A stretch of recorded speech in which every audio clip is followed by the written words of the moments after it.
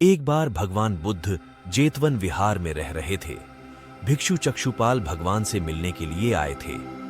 उनके आगमन के साथ उनकी दिनचर्या, व्यवहार और गुणों की चर्चा भी हुई। भिक्षु चक्षुपाल अंधे थे। एक दिन विहार के कुछ भिक्षुओं ने कुछ मरे हुए कीड़ों को चक्षुपाल की कुटी के बाहर पाया और उन्होंने चक्षुपाल की निंदा करनी शुरू कर दी कि उन्होंने इन जीवित प्राणियों की हत्या की। भगवान बुद्ध ने निंदा कर रहे उन भिक्षुओं को बुलाया और पूछा कि क्या तुमने भिक्षु को कीड़े मारते हुए देखा है? उन्होंने उत्तर दिया, नहीं। इस पर भगवान बुद्ध ने उन साधकों से कहा कि जैसे तुमने उन्हें कीड़ों को मारते हुए नहीं देखा, वैसे ही चक्षुपाल ने भी उन्हें मरते हुए नहीं देखा और उन्होंने कीड़ों को जानबूझकर नहीं मारा है, इसलिए उनकी भर्त्सना करना उचित नहीं है। भिक्षुओं ने इसके बाद पूछा कि चक्षुपाल अंधे क्यों हैं?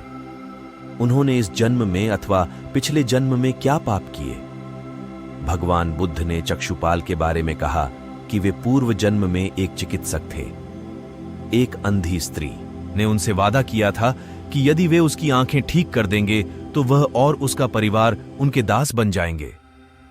स्त्री की आंखें ठीक हो गईं, पर उसने दासी बनने के भय से यह मानने से इनकार कर दिया। चिकित्सक को तो पता था कि उस स्त्री की आंखें ठीक हो गई हैं, वह झूठ बोल रही है। उसे सबक सिखाने के लिए या बदला लेने के लिए चक्षुपाल ने दूसरी दवा दी। उस दवा से महिला फिर अंधी हो गई। वह कितना ही रोई पीटी, लेकिन चक्षुपाल जरा भी नहीं पसीजा। इस पाप के फलस्वरूप अगले जन्म में चिकित्सक को अंधा बनना पड़ा।